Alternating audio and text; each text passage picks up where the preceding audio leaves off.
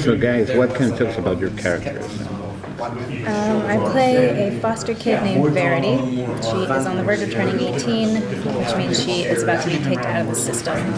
And he plays Andrew, who is the foster father of, I think, 4 foster kids. We have 3 foster kid siblings. It's really great to see that. So yeah, I play a child psychologist who's recently lost his wife, and he's holding down the fort in this. They didn't have any children of their own, and have this foster family with 4 kids alone in this house on a remote island off the coast of Seattle there, and you know, supernatural forces are going to threaten their family. It was very interesting for me. I think, you know, I'm still working out what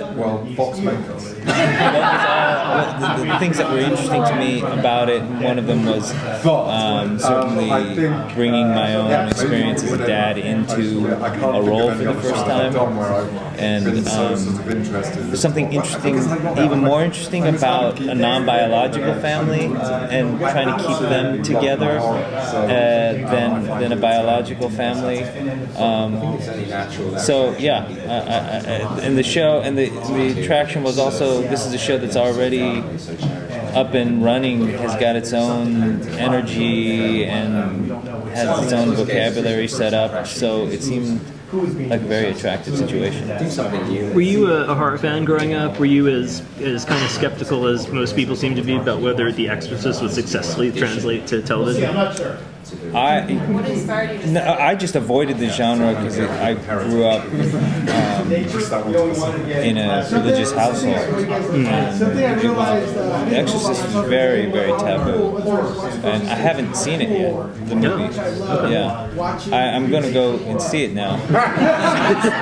It's a good movie. Yes, the show. I haven't seen the original movie.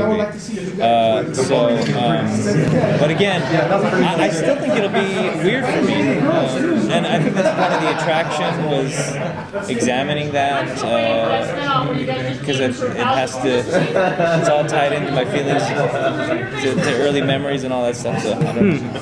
So you think we're going to see more of you? Sorry, I'm talking too much. She's Deadpool. So what's it like working with when you guys are with the priests? Have you had any scenes? We haven't started started shooting. filming. Oh, okay. Well, then never mind. We'll start on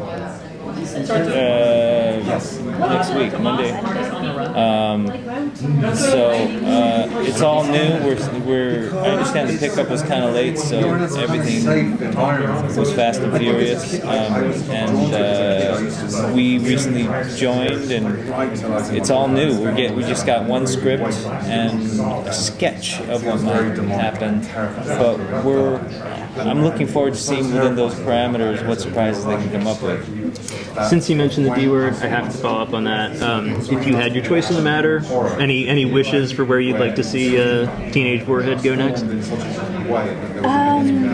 Yeah, I mean, I guess I would just want to expand on Negasonic's character a little bit. I mean, everyone knows that she's moody and she's goth and she's honest, but I don't think anyone really knows where that comes from. And I think that would be really interesting to explore. Yeah.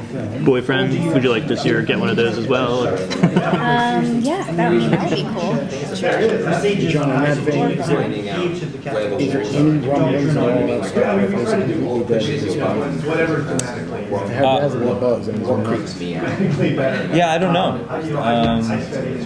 I just don't know. Yeah. No, don't be so elaborative. Talking about genre, horror, was it difficult for you to because I know you from comedy. Yeah, that's when I first used your work. Was that a difficult transition to move into more genre work like Sleepy Hollow and now Exorcist? Yeah, I don't know. I'm looking forward to it. I feel like I do try to approach every job mechanically the same way, which is like what's going on in this scene, what am I supposed to want, and who do I love, and all that stuff, and then if it results in laughs, good, or it can result in horror good, or you know what I mean. Like, so I try not to get too distracted by what genre I'm in. Having said that, one of the reasons I wanted to do this was that I hadn't done this particular genre before and wanted to explore it. And it was interesting to me that I hadn't seen an Asian, I didn't see Asians in the genre, except the stuff from Asia. So I thought that was cool to me. That I wanted to plant my flag, that particular flag. Do you find that there's any similarities between comedy and horror? Because some people point out that they're the two genres that both provoke a physical response in people, you know, as opposed to emotional or psychological or mental. I suppose, you know, in the sense that, like, you know, in a comedy set, and I haven't done this yet. We haven't started filming, but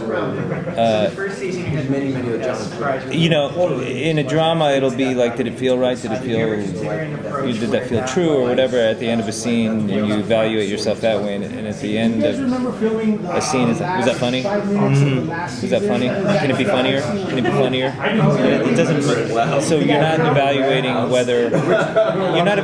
as much whether it felt authentic. You're trying to get to another goal. And so I guess there is a kinship there. Can you talk a little bit about what brought you to the movie? Were you aware of the film and aware of it, but have you seen the film and were you aware of the show before?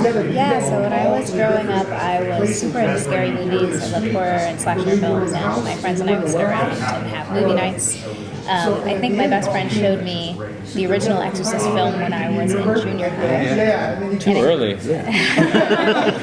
And we think we watched all of them, really. But that was a lot of fun, and you know, I've always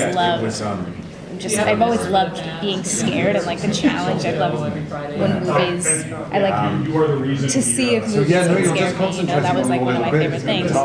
And just recently I finished filming like a horror comedy genre movie called Tragedy Girls, and it was so much fun for me to film. I really enjoyed being on that side of it, with all the prosthetics and the blood, and it just was like, it was such a fun time for me. So I'm really looking forward to starting to film this and to see like where it takes us and how much fun we have.